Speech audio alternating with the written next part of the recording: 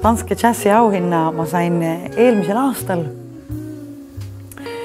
Ja ausalt ütelda on vahepeal nii palju juhtunud, et on tunne, nagu see oleks mitu aastat tagasi olnud. Ja ma ei tea, palju see kõik, mis on juhtunud, on seotud selle auhinnaga, aga tunnustust on ikka vaja, see annab võib-olla sellist indu juurde. Ma olen üsna tundlik selle koha pealt, kas see energia sagedus, mis hakkab võnkuma kas sinuga samas rütmis või mitte.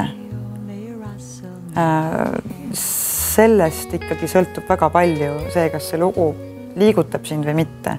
Ja ma arvan, et see on väga tugevalt seotud esitajate emotsionaalse aususega.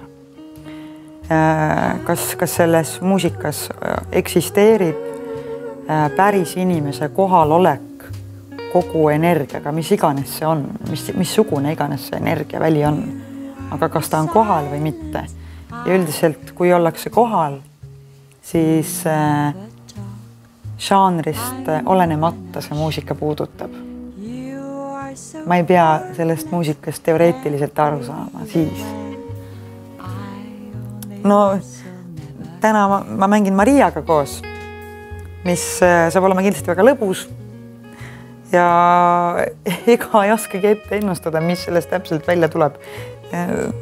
Ma väga ootan juba seda lavale minemist.